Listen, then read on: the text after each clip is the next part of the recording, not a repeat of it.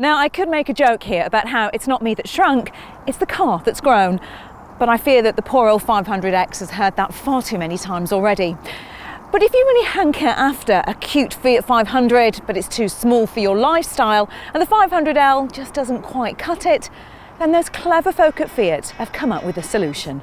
The Fiat's cute looks are inspired by that of the 500 Super Mini, but that's been combined with a more beefy appeal. You can choose from 4 specifications, from city lover to off-roader, but we've got the mid-spec Popstar, which we'd recommend for most buyers. Now, what you get for your money is actually quite reasonable. It's not the most spacious, but there's plenty of room in here for a family. Round here at the boot, well, I really like the nice wide opening. There is a lip to get over, but it's not too bad. In terms of size, well, it's not as big as the one you'd find on the Volkswagen Golf, but it's more than you get on a Ford Focus. And I think you can get all the family's paraphernalia in there, no problems.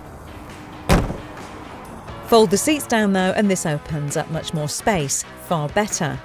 And there's an optional adjustable boot floor that makes the floor completely flat, or you can lower it to maximise capacity. Shame we don't have it on this car. And if I pop the seats back up, which is actually very easy to do, you find that there's plenty of space here in the back.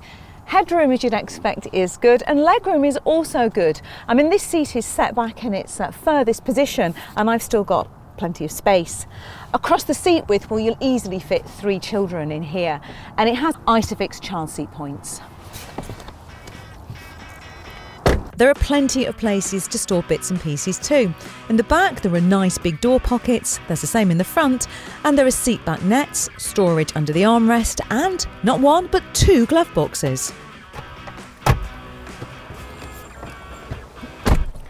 And things are even more spacious here in the front.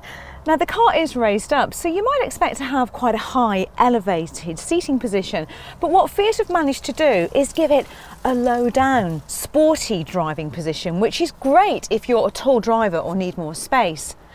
And the specs across the range are really good too.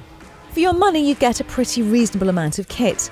On the entry-level Pop model, you get air conditioning, cruise control, and 16-inch steel wheels as standard.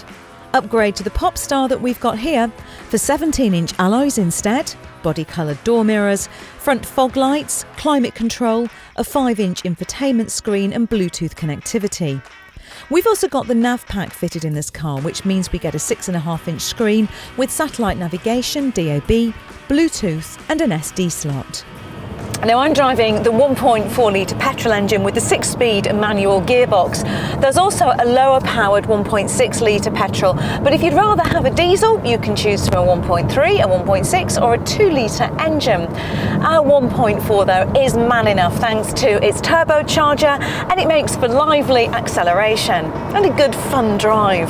The good news is that it should mean reasonable running costs too, as Fiat claim it will do just over 47 miles to the gallon. The nice thing about driving the 500X is that it feels really planted to the ground. You're sat down low in the car and there's very minimal body roll. It may not look like the sportiest car in the world, but it certainly feels fun and nippy to drive. You could go for the more powerful 2 litre diesel, but it's only available with the optional 4-wheel drive, and that of course means a hefty price tag for not that much more performance. The X in 500X represents the Cross in crossover. You might find it hard to believe when you take a look at it, but under the skin, this is related to Jeep's Renegade, so that should give it some off-road kudos. However, it's hard to recommend going for the 4-wheel drive Cross Plus version, as it's unlikely that many 500X owners are really going to want to ever do any serious off-roading in one. So if you want to customise your 500X, then Fiat do offer plenty of personalisation options. But of course, this is where you can really start bumping the price up. Lots of the things on offer are just nice extras to have that make life that little bit easier. But you really have to ask yourself, do you really need it? Because you could probably do without many of them. However, there are some safety features we would recommend. The Dynamic Safety Pack gives you lane departure warning, blind spot detection, forward collision warning and a rear view camera. And they're all things that could help to reduce your insurance premiums. If you're after that rather elusive creature, a car that offers style and practicality, then the 500X is a great choice. If boot space is important to you, then why not try the Mini Countryman that also has a retro look? Or what about the slightly cheaper Nissan Juke? You can click on the play button to see our latest video and click on the Car Buyer logo to subscribe.